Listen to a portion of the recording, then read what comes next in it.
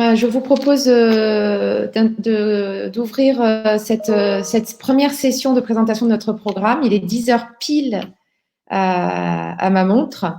Donc, avant tout, un grand merci à ceux qui sont connectés et surtout bienvenue à ce moment d'échange finalement assez rare, puisqu'on a de l'habitude, quand on fait campagne, parfois d'organiser des rencontres avec des confrères sous un format peut-être moins personnel, parce que c'est vrai qu'il était plutôt en présentiel, mais c'était pas des événements qui rencontraient, j'allais dire, forcément beaucoup de succès.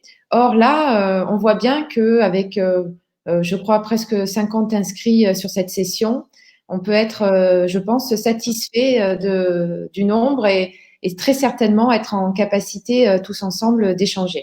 Donc, je vous remercie d'être présents. Je vous remercie de manifester ainsi. On vous voit et on vous entend bien. Ouais, parfait. En plus, la technique ne nous lâche pas, ce qui est génial. Donc, merci à vous tous. Je vais donc laisser la parole. Pour ceux qui ne me connaissent pas, je suis Delphine Gallin, présidente de la CE. Je suis moi-même candidate, c'est vrai, sur la liste de province, mais j'occupe le poste symbolique de la dernière place. Donc, je vous propose plutôt d'échanger avec les candidats présents qui sont eux-mêmes susceptibles d'être élus et de vous représenter. Donc, vous avez notre tête de liste province qui est ici, Jacques Taquet, du barreau des Hauts-de-Seine, voilà, qui est à gauche sur mon écran, donc je ne sais pas vous le voyez. Juste au-dessus de moi, là, il y a Christian Leroy, qui est actuellement le trésorier du Conseil national des barreaux, mais qui est candidat à son renouvellement. Et il est du barreau de Lyon, Christian. Là, en haut à droite, il y a Pierre Gramage. Pierre Gramage, il est du barreau de Bordeaux. Il est vice-bâtonnier sortant du barreau de Bordeaux. Donc, Pierre, qui croyait prendre un peu des vacances, ben non, il est parti pour encore de l'engagement, mais c'est bien logique et bien normal, on le remercie. Et puis, à un moment, parce que nous sommes donc sur une scène virtuelle où on ne peut être pas plus de 6, donc je vais vous quitter et c'est Isabelle Grenier qui va prendre ma place, qui, elle, est avocat au barreau de Marseille. Elle est aussi présidente de la section jeune des avocats de l'ACE, qui s'appelle l'ACEJA au niveau national. Donc, je remercie les studios de bien vouloir me déconnecter et de laisser la place à Isabelle, à tout ce bon débat, et j'hésiterai pas à intervenir si j'avais envie de vous dire quelque chose. Voilà. Merci à tous.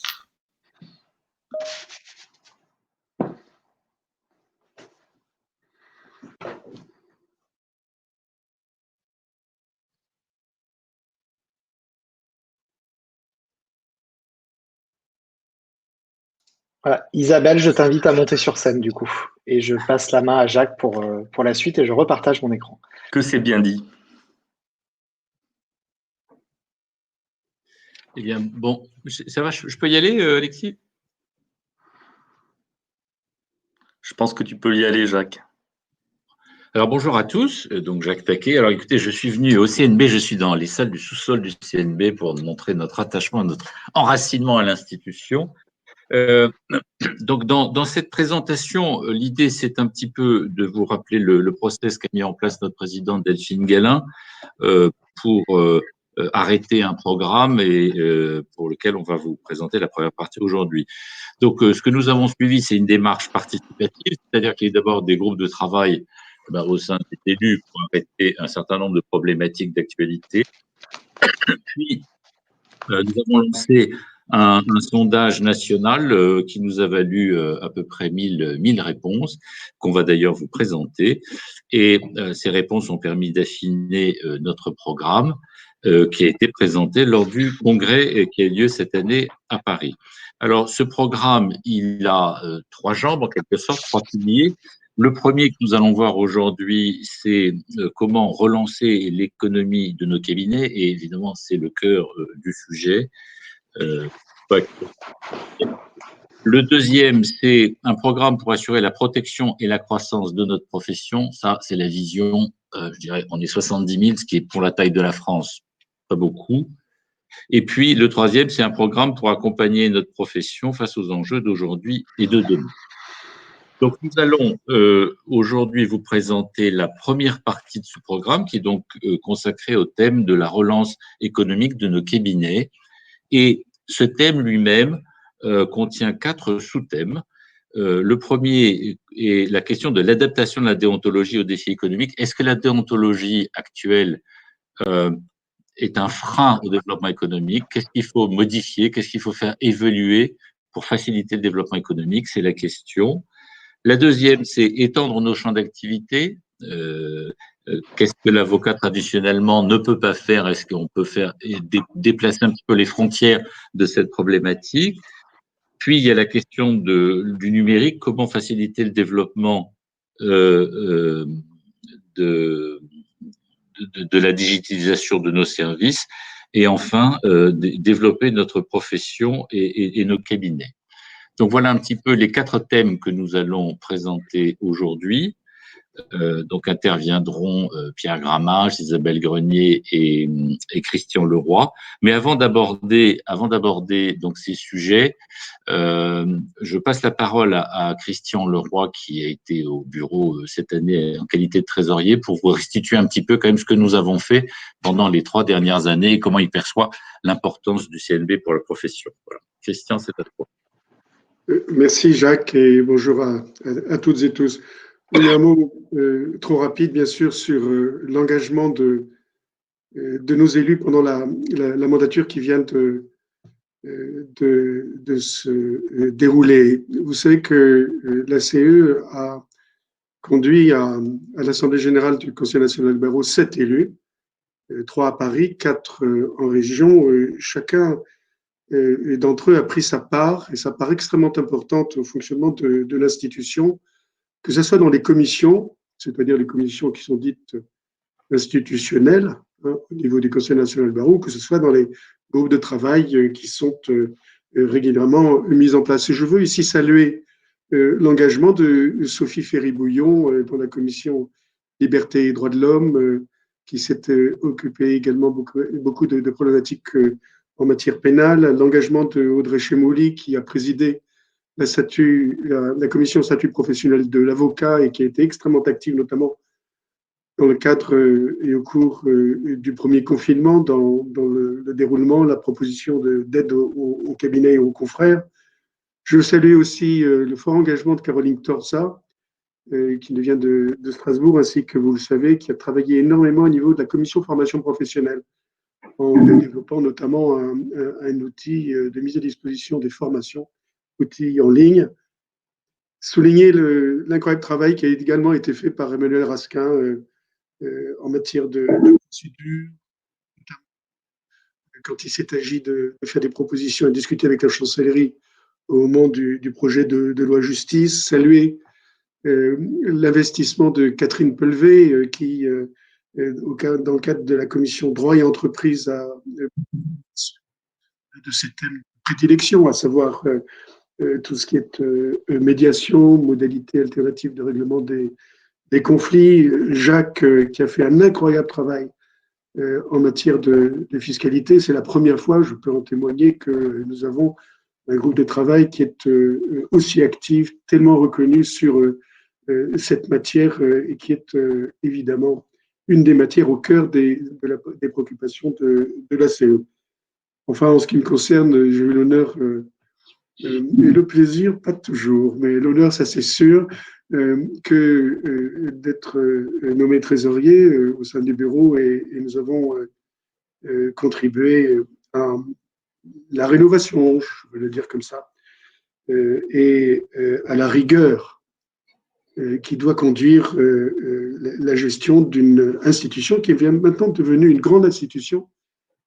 Simplement 2 chiffres, 80 permanents, 26 millions de recettes de cotisation. Donc, nous avons affaire ici, ce qu'il est convenu d'appeler dans nos langages une petite PME. Et par hypothèse, cette entreprise doit être gérée avec la rigueur que vous attendez de vos cabinets et que vous attendez d'une institution qui vous représente. Enfin, je voudrais simplement terminer en disant les choses suivantes.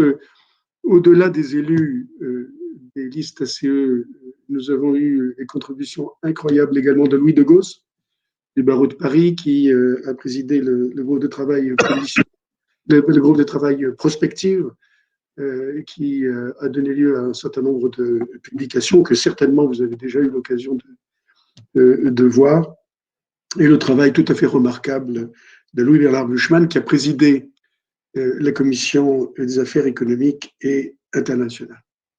Je termine en disant la chose suivante, c'est que oui, bien sûr, le Conseil national des barreaux, c'est un endroit où les élus travaillent, et ils travaillent beaucoup, même si ce n'est pas tout à fait connu suffisamment de l'ensemble.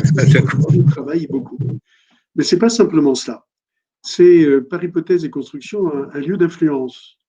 Lorsqu'il s'agit de contacter les parlementaires pour discuter d'un projet de loi, lorsqu'il s'agit de présenter des options que la profession souhaite voir avancer, lorsqu'il s'agit de représenter la profession dans des organisations aussi diverses que le Clio, par exemple, qui réunit l'ensemble des professions libérales, que la Fondation Droit Continental, que la délégation des barreaux de France.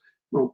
L'ensemble de ces endroits qui sont majeurs et extrêmement importants pour notre profession, il est important de pouvoir y être représenté, y être actif. Et la seule clé, il n'y en a pas deux, c'est de peser dans l'Assemblée, c'est-à-dire d'être suffisamment nombreux en termes d'élus pour politiquement peser et essayer de favoriser, j'allais dire imposer, un certain nombre de thématiques qui nous sont chères. Voilà, je voulais terminer sur cette phrase. Les cabinets que représente la CE, qui sont des cabinets, oui, c'est vrai, tournés vers le monde de l'entreprise, mais pas simplement. L'inventaire que j'ai fait tout à l'heure a bien démontré que la CE aujourd'hui est présente sur la totalité des secteurs de l'avocat, et ça s'est illustré notamment par la diversité des commissions qui sont celles de la CE. Nos cabinets sont insuffisamment représentés aujourd'hui au niveau de notre Assemblée. C'est tout l'enjeu de cette élection. Et il nous faut absolument augmenter d'une manière très significative notre présence dans l'Assemblée du Conseil national des barreaux. Voilà, j'en ai terminé là. Jacques, je te rends la parole. Merci Christian.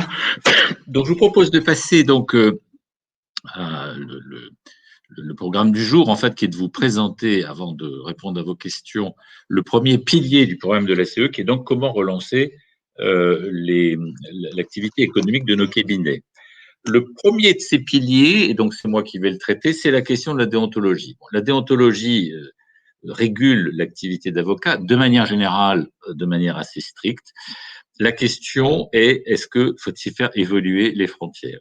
Le sujet n'est pas nouveau, mais je dirais, compte tenu du contexte économique extrêmement difficile dans lequel nous sommes, évidemment, ce sujet revient un petit peu en haut de la pile. Et d'ailleurs, il a fait l'objet d'un rapport au CNB qui est là, que je vous montre, et que nous allons débattre lors de l'AG du mois de décembre. Et donc, la première question que nous traitons là, c'est la question de la rémunération d'apport d'affaires et du partage d'honoraires. À la date d'aujourd'hui, la loi de 71 interdit, d'une part, le pacte de Cotalitis, on y reviendra tout à l'heure, c'est-à-dire la possibilité d'être rémunéré uniquement sur base d'un pourcentage, c'est-à-dire de prendre la totalité des risques et d'être rémunéré une fois qu'on a gagné. Et le décret de 2005, le décret de déontologie, interdit toute rémunération d'apport d'affaires. Quand on y regarde d'un petit peu plus près, cette question, finalement, elle a trois cercles concentriques qui n'appellent pas le même niveau de consensus aujourd'hui. Il y a la question de la rémunération d'apport d'affaires entre avocats, et je dirais qu'il y a un consensus à la date d'aujourd'hui, et on va le voir à travers les réponses au questionnaire pour faire évoluer la chose. Il y a la rémunération d'apport d'affaires entre des gens qui pourraient constituer entre une société interprète d'exercice. Et donc là, on retrouve l'ensemble des autres professions réglementées ou non réglementées avec lesquelles on peut créer une structure d'exercice, interprète d'exercice, à l'intérieur de laquelle on partage des profits. C'est-à-dire l'idée de dire, puisque ces gens-là pourraient se mettre entre eux et partager le fruit de l'activité économique de leurs activités, pourquoi continue-t-on à leur interdire de se rémunérer un apport d'affaires? Et puis, après, le troisième sujet, c'est les tiers, c'est-à-dire c'est ceux avec qui on ne pourrait pas être en société et qui pose d'autres formes de problèmes et de réticence. Alors, on va passer donc au premier slide qui sont les réponses aux sondages envoyés par la CE, et comme je vous l'ai dit tout à l'heure, pour lesquels on a eu à peu près 1 millier de réponses. Donc la première question était une question assez radicale, qui était de savoir s'il fallait faire évoluer la déontologie. Alexis, je ne sais pas si vous pouvez nous mettre le transparent, et peut-être le faire revenir en zoom. Voilà. Donc, la question était, notre déontologie doit-elle s'adapter aux défis économiques d'aujourd'hui? Et vous avez alors yes, vous voyez, c'est amusant, yes, 81%. C'est-à-dire qu'il y a une réponse spontanée, sans savoir exactement ce que ça recouvre, mais qui est de dire, oui, il faut bouger les lignes, il faut déplacer un petit peu les frontières de l'existant, il faut revoir notre mode opératoire. Donc ça nous servait d'introduction. Et puis, on va descendre un petit peu plus dans la granularité de... Alors, la première question était le partage d'honoraires. À la date d'aujourd'hui, le partage d'honoraires est interdit avec des tiers, c'est interdit par le règlement intérieur national, et on voit que il y a 42% de réponses favorables et assez peu de réponses totalement négatives, 6% en disant que c'est une très très mauvaise idée, etc. Donc on voit que en mode spontané, à nouveau, se rentrer dans la technique du dossier, distinguer ces trois cercles dont je vous parlais tout à l'heure, finalement, la réponse est de dire oui, il faut aller vers quelque chose qui permet le partage d'honoraires, qui est actuellement un objet interdit par le règlement international. Voilà. Le slide suivant. Donc, la deuxième question, c'est le recours à l'apport d'affaires. Donc, A recommande quelqu'un à B et il est rémunéré pour sa recommandation. Traditionnellement, donc c'est une activité d'intermédiaire qui, comme vous le savez, vous vous souvenez de vos cours de droit commercial, est une activité commerciale. Les avocats peuvent le faire à titre d'accessoire de leur activité principale. Ce qui est interdit pour l'instant, c'est pas de faire de l'apport d'affaires, c'est d'être rémunéré pour l'apport d'affaires. Voilà. Et donc, on voit que la réponse à la question est également largement positive, puisqu'on a 45% tout à fait à droite et 18%. Donc, on a une majorité assez claire sur l'idée du recours à l'apport d'affaires. Alors, le pacte de Cotalitis, en revanche, a une réponse beaucoup plus nuancée, c'est intéressant. Donc, le pacte de Cotalitis, aujourd'hui, est interdit par la loi de 71, s'entendant comme l'avocat n'est rémunéré exclusivement que par un pourcentage du résultat de l'affaire. Et donc, en revanche, il lui faut une rémunération fixe auquel peut s'ajouter une rémunération proportionnelle. Mais l'avocat ne peut donc pas être mis totalement en risque économique par rapport à cet aléa. Et on voit d'ailleurs là que finalement les réponses des sympathisants de la CE, c'est très équilibré. Autant on avait beaucoup d'enthousiasme pour la rémunération d'apport d'affaires, autant on voit qu'il n'y a pas d'enthousiasme clair pour le pacte de Cotalitis. Alors, évidemment, le pacte de Cotalitis, c'est permettre à l'avocat de prendre un risque économique très important et de gagner, s'il gagne, beaucoup d'argent, mais en même temps, c'est aussi prendre le risque de fragiliser sa pratique et son exercice. Et donc, on voit là qu'on a des réponses beaucoup plus nuancées, sachant que le pacte de Cotalitis, pour ceux qui sont en exercice individuel, n'est pas nécessairement recherché. Voilà. En tout cas, c'était intéressant de voir qu'il y a une réponse beaucoup plus nuancée ici, puisque les plus et les moins s'équilibrent à peu près. Ouvrir nos structures d'exercice aux capitaux extérieurs tout en garantissant l'indépendance de l'avocat. Là aussi, on constate les réponses extrêmement nuancées. L'idée est d'avoir une société d'avocats filiale de Carrefour. On n'a pas l'air d'être encore dans les gènes des sympathisants de la CE. Et c'est vrai qu'à la fois par la création des sociétés interprofessionnelles d'exercice, puis les SPFPL, qui sont les holdings, où on peut avoir plusieurs métiers qui eux-mêmes peuvent détenir jusqu'à 49%, il y a déjà pas mal de choses qui ont été faites sur ce point. Et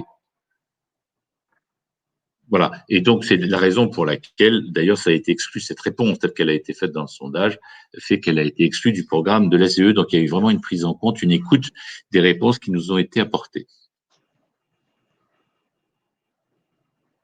Ouvrir l'interprofessionnalité aux professions non réglementées tout en garantissant l'indépendance des avocats, là aussi, apporte une réponse extrêmement nuancée, puisqu'on voit qu'il y a autant de gens favorables que de gens défavorables. Et donc, on voit que les dernières évolutions très significatives des dernières années sont telles qu'on a besoin d'un petit peu un palier pour un peu stabiliser tout ceci et voir comment vont évoluer les sociétés interprofessionnelles d'exercice. Qui d'ailleurs, je l'ai appris récemment, je ne le savais pas au début, les commissaires aux comptes n'étaient pas éligibles, mais la loi Pacte l'a modifié, et donc maintenant, il peut y avoir également des commissaires aux comptes dans les sociétés interprofessionnelles d'exercice. Enfin, l'autre question était promouvoir un socle déontologique commun aux professions réglementées du droit. Et eh bien, on voit que là aussi, on va vers une consolidation et l'idée, c'est les réponses sont très largement favorables. Donc, on passe un peu plus dans le détail des propositions. Donc, autoriser le partage d'honoraires. Comme je vous le disais, à la date d'aujourd'hui, il est assez clair et il y a un consensus, y compris avec d'autres syndicats d'ailleurs, qu'il faut faire évoluer la réglementation pour permettre le partage d'honoraires, non seulement avec les avocats, d'ailleurs, il y a des pratiques, puisqu'on sait que les collaborateurs dans des cabinets qui amènent des clients à leur cabinet parce qu'ils ne peuvent pas le traiter à titre personnel, parce que le client veut une signature, reçoivent une rémunération au titre de l'apport de clientèle qui est faite par le collaborateur au cabinet. Donc, il y a des usages déjà qui existent, et donc l'idée, ça serait de le consacrer. Mais en tout cas, dès lors qu'on est à l'intérieur du cercle des avocats, entre avocats, mais également avec des gens avec qui on pourrait être en société et partager, on ne peut plus officiellement et légalement les profits, là on considère que il pourrait y avoir un partage d'honoraires sans difficulté. Idem pour le recours à l'apport d'affaires, c'est-à-dire qu'il faut distinguer le entre avocats, tous ceux avec qui on pourrait avoir une structure d'exercice, et puis ceux avec qui on ne pourrait pas être associé. Sur ce point-là, notamment le sujet qui fait débat et qui est extrêmement sensible à la date d'aujourd'hui, c'est la question des plateformes et de la question du maintien de l'indépendance. Est-ce que si on avance sur ces questions avec des tiers avec lesquels on ne peut pas s'associer, ça aurait pour effet que les plateformes, en référençant tel ou tel avocat, pourraient finalement percevoir un pourcentage de l'honoraire de l'avocat. Et il y a sur cette question une absence de consensus à la date d'aujourd'hui, certains considérant que ça serait de nature à totalement faire perdre l'indépendance de l'avocat qui deviendrait totalement dépendant de ces structures. Donc, ça fait partie des sujets qui ne sont pas totalement stabilisés, sur lesquels on va devoir continuer à réfléchir. Mais comme je vous le disais, en revanche, il y a une espèce de socle, un consensus, dès lors qu'on reste entre avocats ou avec des gens avec qui on pourrait s'associer. Et puis, promouvoir un socle de déontologie comment profession réglementée du droit, eh bien oui, pourquoi pas, il faut absolument qu'avec nos amis notaires, on arrive à se coordonner et à avoir les mêmes outils concurrentiels entre nous. Voilà un petit peu pour cette première partie. Je sais, Alexis, les questions, on les prend au fur et à mesure, on les prend à la fin. Vous pouvez prendre des questions maintenant. Normalement, vous les voyez sur le chat, Jacques. Eh bien, on the chat,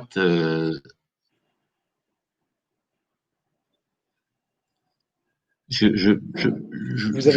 n'avez pas de questions, vous semblez non, avoir tous les priori, personnes. pas de il questions, y a un commentaire de Pierre, mais il n'y a pas de questions a priori à ce stade. Mais écoutez, avançons et puis les questions vont venir au fur et à mesure. On peut peut-être passer la parole à Isabelle.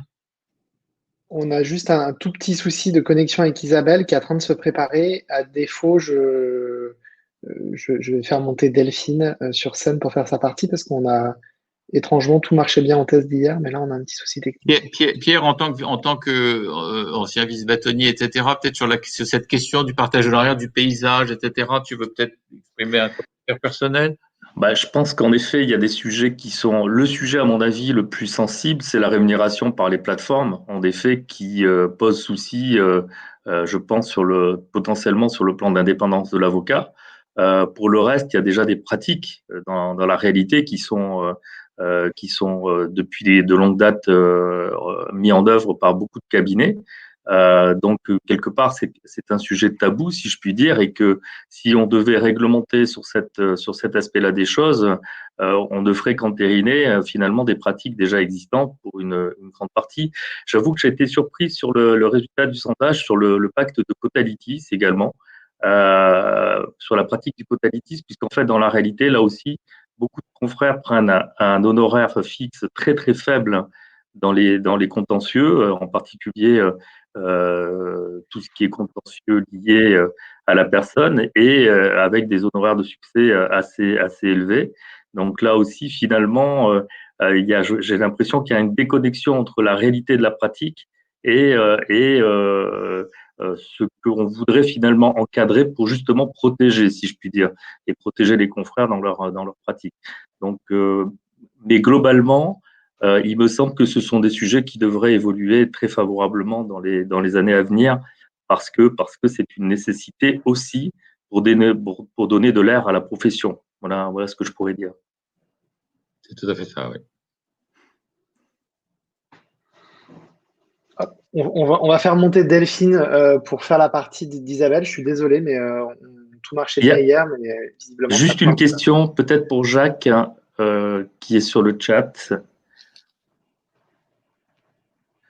Quelles questions ou sujets seraient concernés par le socle déontologique commun, secret professionnel, accompagnement d'un client commun, etc.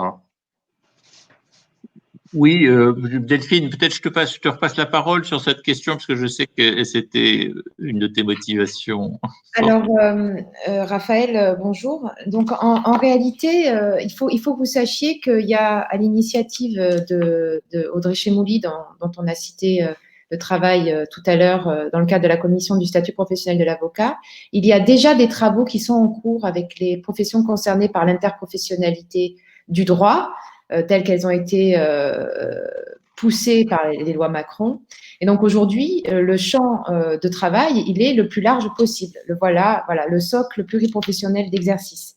Merci. Donc il y a eu déjà des travaux au Conseil national des barreaux qui ont eu pour objectif alors la question de la SPE est une chose, mais la question de la déontologie commune sur l'interprofessionnalité, et me semble-t-il, plus large que la SPE.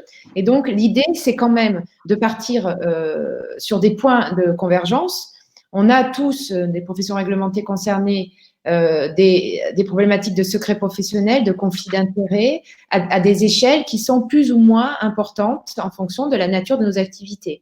Donc, l'idée, c'est de travailler sur les dénominateurs communs, et ce, quelles que soient j'allais dire, les conditions économiques de cette interprofessionnalité. Donc, tous les sujets sont abordés. Vous parlez du secret professionnel naturellement, mais également, on pourrait imaginer de la gestion du conflit d'intérêts. On sait bien qu'entre un notaire et un avocat, cette notion de gestion de conflit d'intérêts est différente, puisque le notaire ne connaissent pas la notion de conflit d'intérêts dans leur exercice. Pour citer un exemple, mais il y en a d'autres en fonction des professions que l'on étudie. Donc, moi, ce que je conseille, effectivement, c'est, si on s'intéresse à ces questions dans la pratique quotidienne, c'est d'aller voir le travail qui a d'ores et déjà été fait sous l'angle de la Société pluriprofessionnelle d'exercice, qui répond en tout cas, qui a essayé de répondre d'un point de vue extrêmement pragmatique aux problématiques qu'elles se posent dans la pratique, puisqu'il y a déjà quand même de nombreuses SPE qui se sont créées.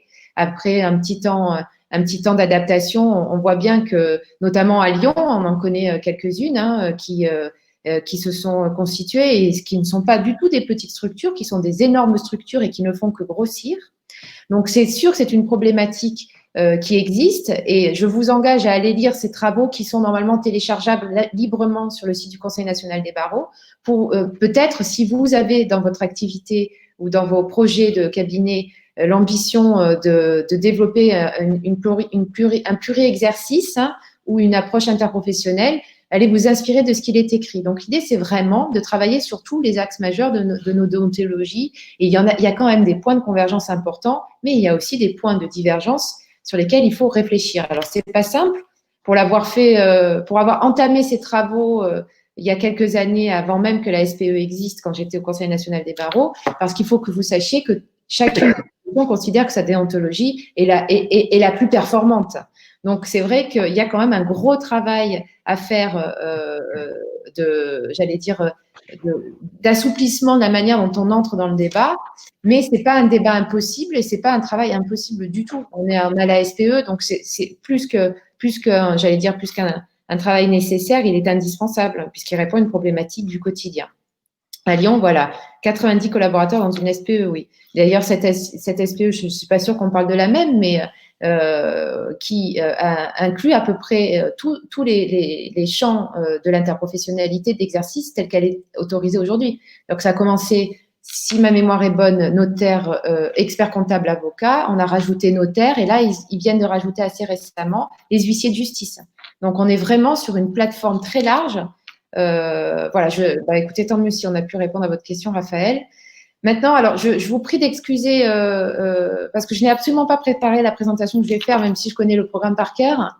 Je vais donc essayer d'être au mieux de ce qu'il est possible de faire. Donc, la partie qui devait être assumée par Isabelle Grenier, c'est celle des champs d'activité. Alors, ça fait les champs d'activité de l'avocat, ça fait une dizaine d'années à peu près qu'ils n'ont de cesse de s'élargir. Hein. Alors, les plus connus sont bien sûr le mandat de transaction immobilière, puisque les confrères ont très vite compris la nécessité et ce qu'il encourait en pratique, ce que l'on pouvait faire. Mais il en existe bien d'autres qui sont effectivement soit méconnus, soit complexes à mettre en œuvre.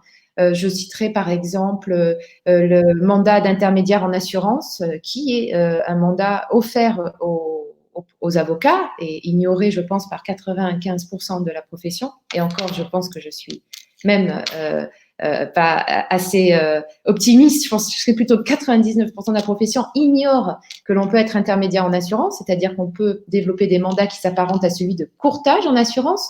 Donc, on est allé loin quand même dans les mandats qui sont à disposition des avocats aujourd'hui. Sauf que, en tout cas, c'est le constat que les élus ont fait au sein du Conseil national des barreaux et nos équipes de réflexion à la CE. Ces mandats ne sont pas mis en place par méconnaissance certainement, mais aussi parce que les règles qui les entourent, c'est-à-dire le RIN, ne permettent pas à nos confrères de les mettre en place de manière efficace et susceptible d'assurer une croissance. Je ne rentrerai pas dans les techniques des textes parce que c'est relativement complexe, mais il y a une superposition de réglementation qui concerne l'exercice de ces mandats spécifiques qui sont dans le champ d'activité classique de l'avocat. Ils sont intégrés dans le RIN.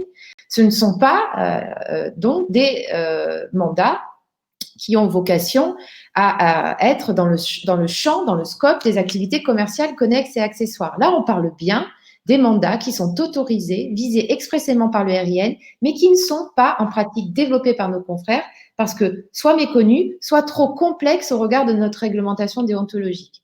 Alors, les résultats du sondage à ce sujet, ils sont les suivants. Donc, j'aimerais, s'il vous plaît, qu'on puisse élargir parce que je ne vois absolument pas le… Merci, c'est parfait. Merci beaucoup.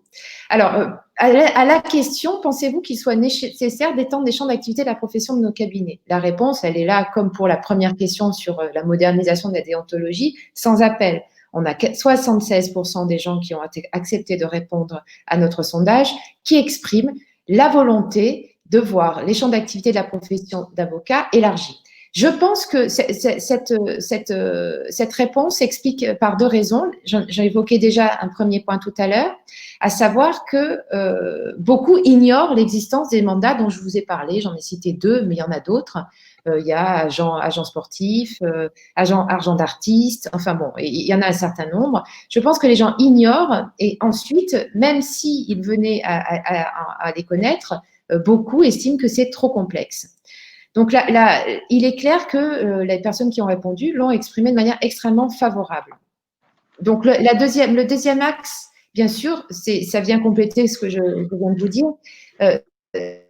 et là, on voit également la question, est-ce que assouplir les règles applicables au développement des mandats spécifiques est-elle une nécessité? Donc là, on en cite quelques-uns. Transactions immobilières, agents sportifs, agents d'artistes, lobbyistes aussi, absolument ignorés des confrères et absolument pas développés, mandataires d'assurance. Donc là, on voit bien aussi que de manière extrêmement majoritaire, on a des réponses qui poussent à ce que des réformes soient entamées au sein du RIN, souvent des réformes simples, hein, pour les avoir étudiées moi-même. Il s'agit parfois des articles qui se contredisent, il y a de la technique pure, mais elle n'a pas été faite. Donc, il est temps quand même, me semble-t-il, que compte tenu de l'activité économique dans laquelle nous sommes, que l'on puisse être en capacité d'aller au-delà de notre exercice classique. Et ce surtout qu'on est sur des activités tout à fait réglementées et autorisées. Donc voilà pour cette question. Pour celle d'après, la question naturelle qui vient, c'est une fois qu'on a dit on veut ouvrir, c'est trop compliqué, il n'y en a pas assez. Donc naturellement, on a fait deux propositions très spécifiques. Puisque on a un certain nombre déjà de mandats qui nous sont acquis, l'idée était que l'on puisse en avoir d'autres. Donc, ça touche particulièrement au domaine de la gestion patrimoniale et du droit de la famille. Donc, je ne suis pas une spécialiste du droit de la famille, donc je vais avoir du mal à vous expliquer techniquement en quoi recouvrent ces deux mandats, mais à cette question, on voit bien qu'il y a une réponse favorable, voire extrêmement favorable, ce qui veut dire que nos élus auront pour mission d'essayer d'étendre nos champs d'activité pour que l'on puisse effectivement prétendre à assumer les mandats qui sont visés, à savoir mandat de protection future et professionnel qualifié au sens de l'article 257.9 du Code civil. Si quelqu'un dans la salle sait exactement de quoi on parle, je serais ravie qu'il puisse nous l'exprimer rapidement sur le chat pour qu'on puisse effectivement mesurer l'étendue. Mais mandat de protection future, moi je le vois déjà, ça en revanche je connais et je dois dire qu'effectivement il n'y a pas de raison que l'on ne pas s'en prévaloir aujourd'hui. Donc la proposition que nous faisons au titre des résultats de sondage est la suivante. Nos propositions. Donc, je l'ai évoqué très rapidement, les activités commerciales connexes et accessoires.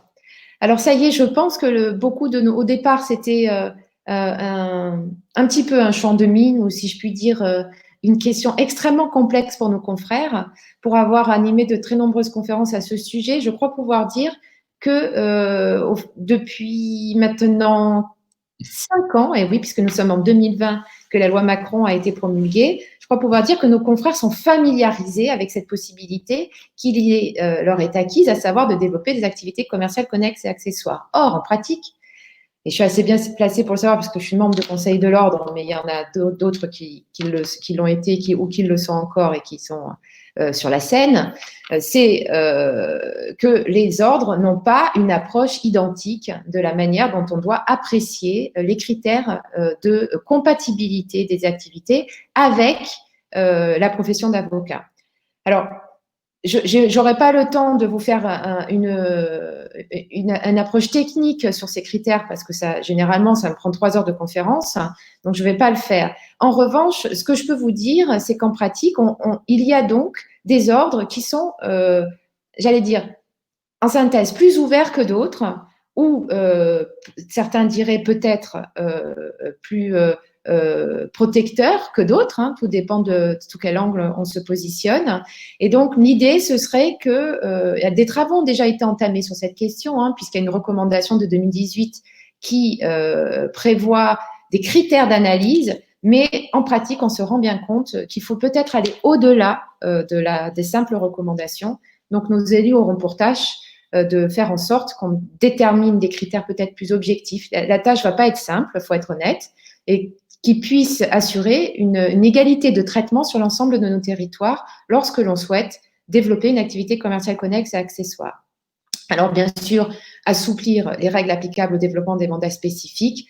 Là, pareil, ce sont des débats extrêmement techniques hein, qui mériteraient certainement qu'on en fasse une conférence, puisqu'en réalité, il s'agit beaucoup d'incohérences dans le RIN à ce sujet, des inégalités de traitement en fonction de la nature des mandats qui font qu'il est plus simple de développer certains mandats par rapport à d'autres sans que ce soit forcément justifié par un intérêt particulier ou par une exigence déontologique. Encourager l'ouverture de nos cabinets à de nouvelles missions. Donc, on cite les 2 exemples, mandat de protection future professionnelle qualifié. Il y en aura peut-être d'autres. C'est aussi ça, une mandature de Conseil national des barreaux. C'est aussi avoir des propositions auxquelles on ne pense pas et qui viennent au fil des travaux.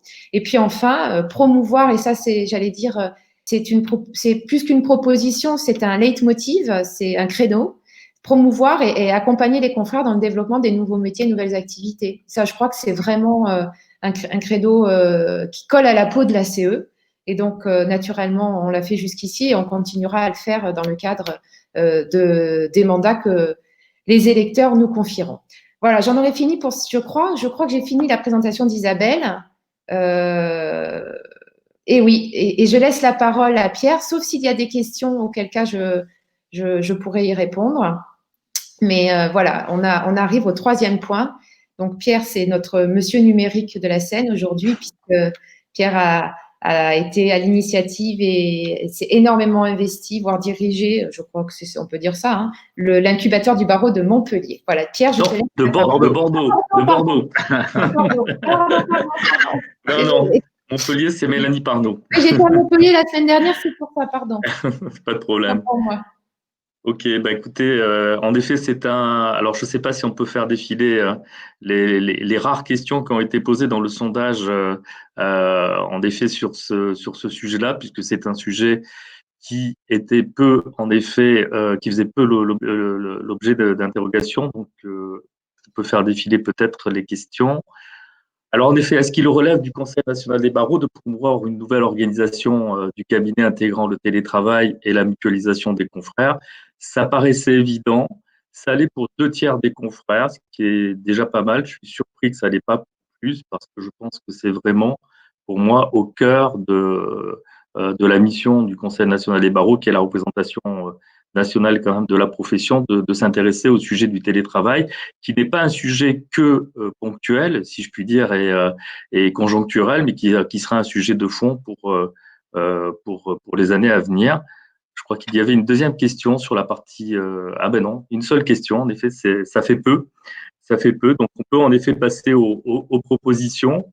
Parmi la première proposition, c'est bien évidemment renforcer la collaboration avec les Legal Tech qui sont respectueuses de notre périmètre d'intervention, de notre déontologie. Alors, moi, je parle plus de Legal Tech vertueuse.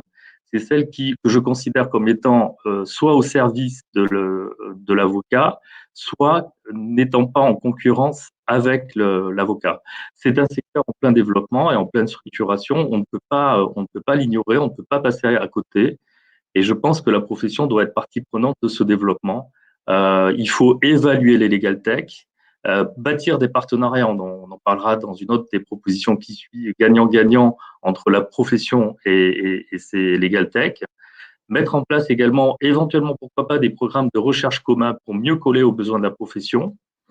Et moi, j'imagine également qu'à terme, la profession pourrait se doter d'un outil qui lui permettrait de prendre des participations dans ces legal tech pour mieux réguler le secteur et mieux y être intégré. En tout cas, je pense que dans ce cadre-là, une réflexion doit être à tout prix menée par la profession. Pour le sujet des legal tech, je dirais qu'il vaut mieux participer au mouvement que subir le mouvement. Ça me paraît essentiel. Jusqu'à aujourd'hui, la legal tech était tabou. Elle est là. C'est un secteur, encore une fois, qui se développe. Et il faut, je pense, aujourd'hui que la profession participe à ce mouvement plutôt que de le subir.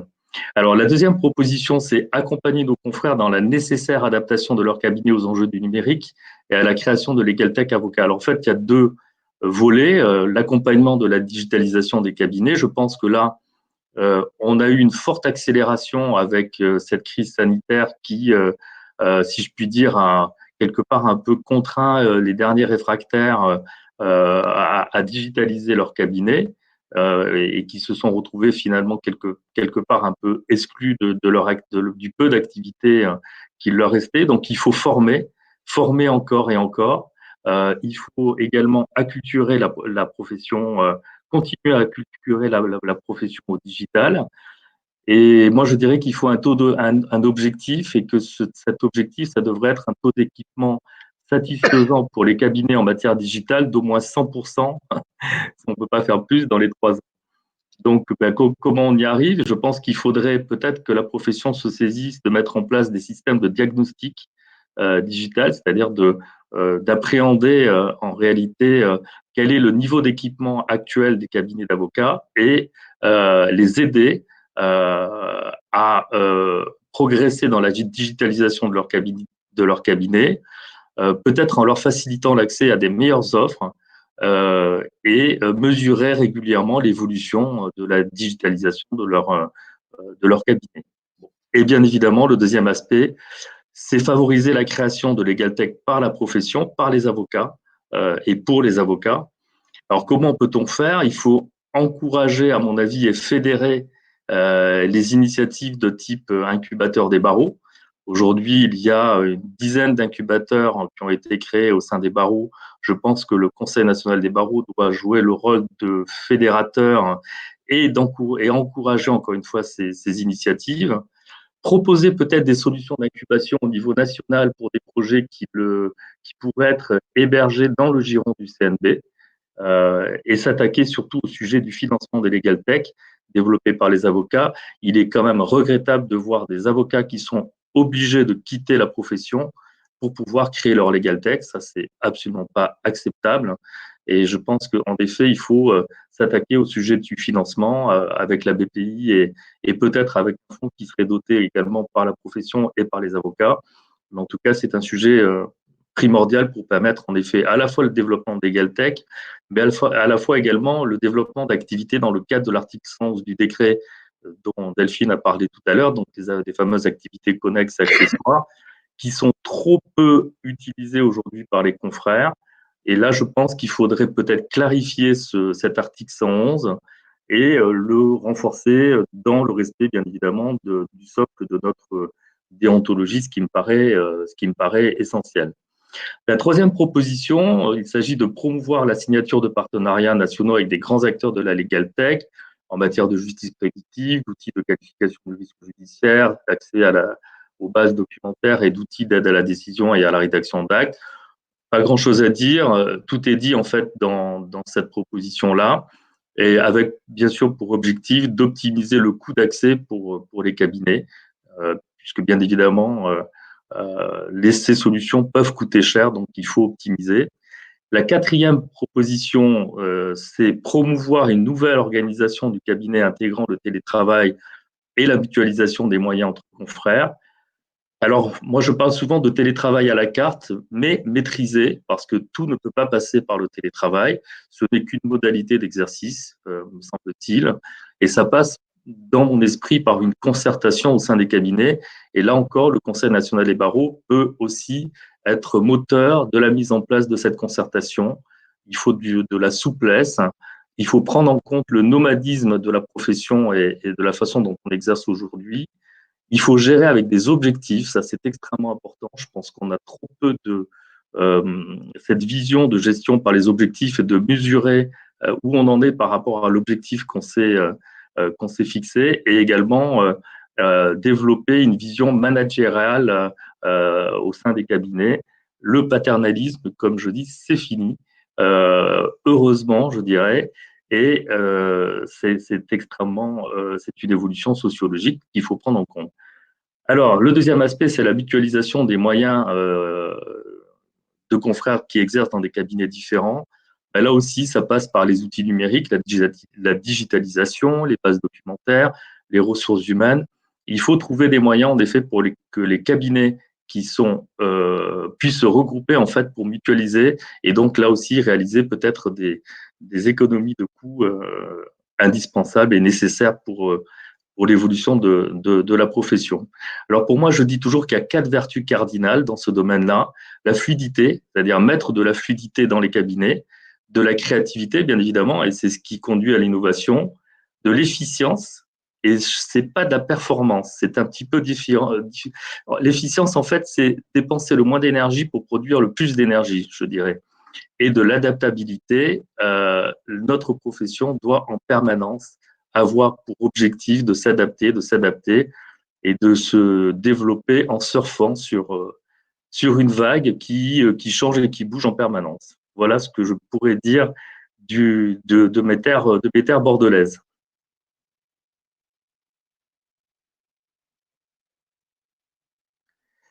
Et j'en ai terminé.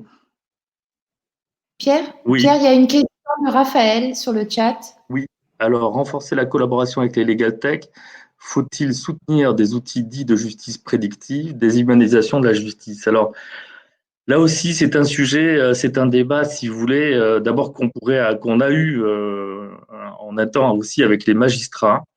Je ne sais pas si la justice prédictive déshumanise la justice, déshumanise la justice.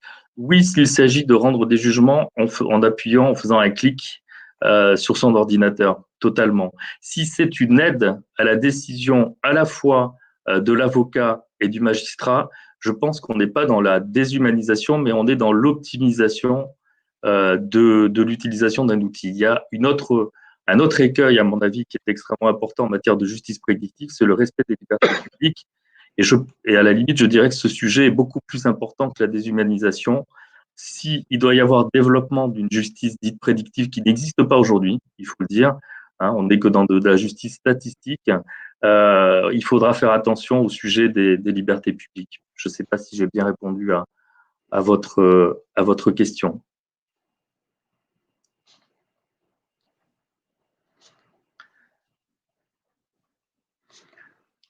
Alors, fin du paternalisme, oui, certainement, mais difficile car cela implique un changement de culture professionnelle et de posture. Je partage, mais ça s'accompagne aussi peut-être d'un changement générationnel, mais j'ai quand même la surprise en tant que vice-bâtonnier d'avoir constaté que les plus paternalistes n'étaient pas les plus âgés, mais quelquefois les quarantenaires. Donc oui, il faudra peut-être que cette tranche d'âge vieillisse un peu pour être moins paternaliste, ce qui est quand même assez paradoxal.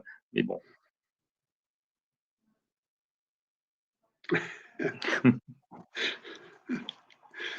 Et Delphine, tu n'es pas visée, hein, bien évidemment. Oui, oui, merci. Mais tout le monde croyait que j'avais moins de 40 ans, Pierre. Elle est tranquille.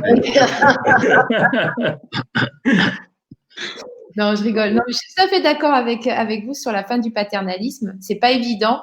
Il faut faire attention au maternalisme aussi, hein, parce que. Bien sûr. Voilà. Donc, on pourrait dire paternalisme, maternalisme. Voilà, de vous. Ben, je crois qu'il n'y a plus de questions, me semble-t-il, sur cette partie-là. Ok, parlons développement, si vous en êtes d'accord.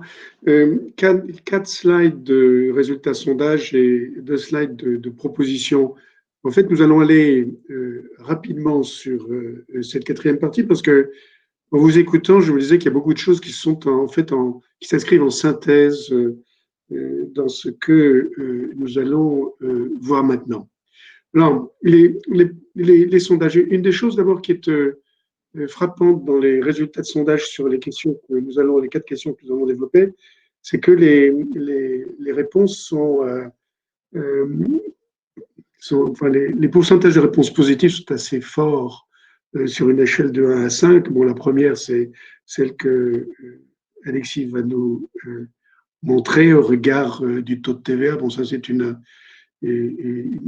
idée ancienne sur laquelle la CE a beaucoup travaillé, sur laquelle Jacques, notamment en tant que président du groupe de travail, a travaillé. Là, il y a quelque chose à faire. On voit bien sous le contrôle de Jacques qu'il existe des difficultés d'ordre textuel à cet égard, mais ça reste une revendication qu'il convient de porter.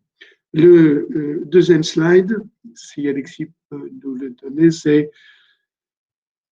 oui, dans le même ordre d'idées, est-ce que, et ça sera certainement plus facile à mettre en place dans notre arsenal légal français, c'est avoir une réduction d'impôts dans le cadre des limites que l'on connaît de manière générale. Lorsque l'on s'adresse à une clientèle de particuliers, là aussi, on voit que la note d'adhésion est extrêmement forte. Le troisième slide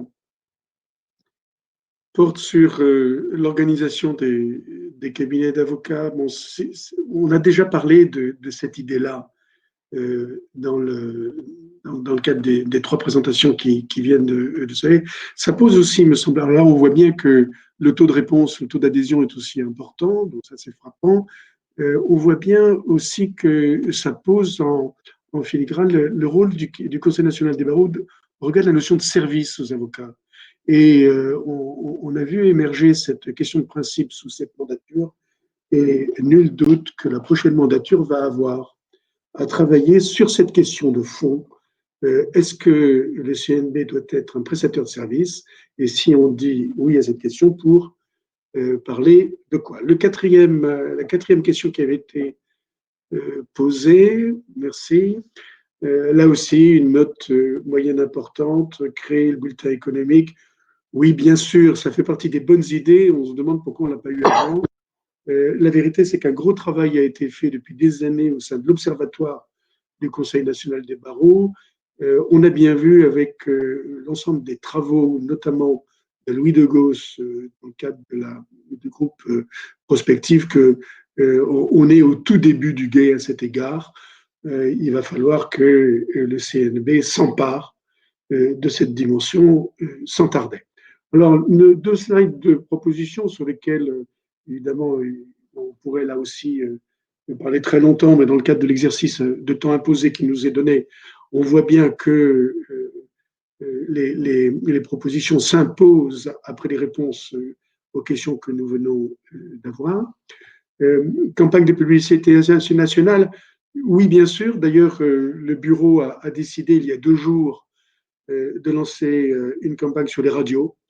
Oui, il y a une vraie réflexion. Et là, c'est évidemment une question de rapport coût-efficacité.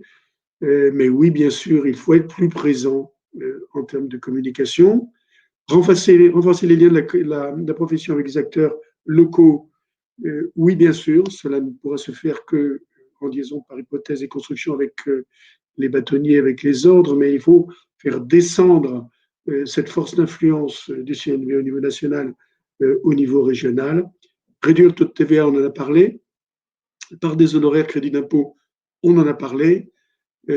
Accompagner, encourager les cabinets, améliorer leurs relations clients. C'est quelque chose que la CE fait merveilleusement depuis des années.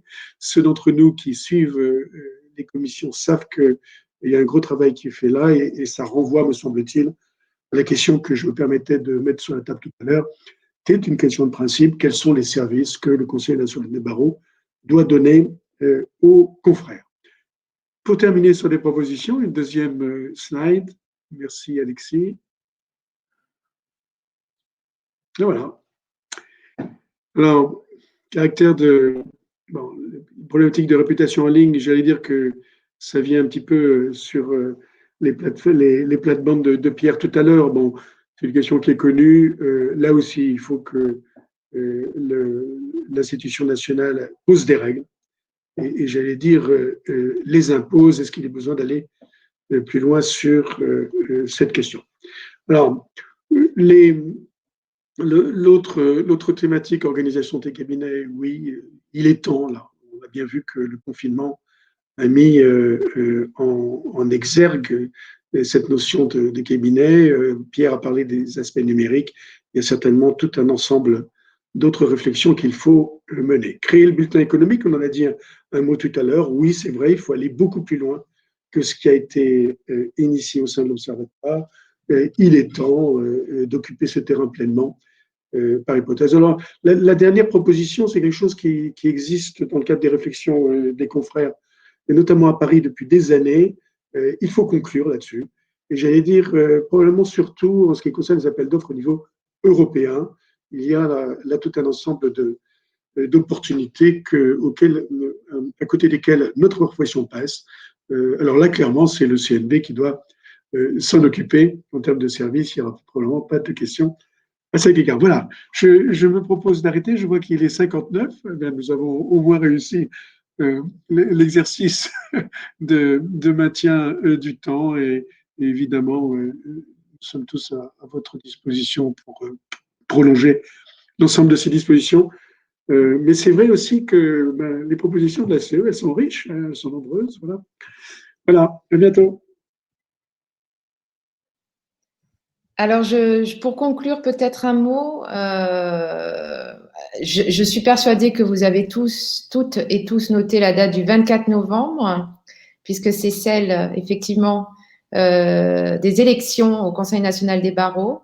Alors, sachez que cette date est maintenue parce qu'il est vrai qu'à un moment, la question s'est posée d'un report de cette date compte tenu des conditions de confinement. Donc, la décision a été prise, je crois, hier, si je ne vais pas me tromper, précisément hier, du maintien de ces élections le 24 novembre. Actuellement, il y a à peu près 9 barreaux en France, ce qui est très peu, qui sont dotés du vote électronique.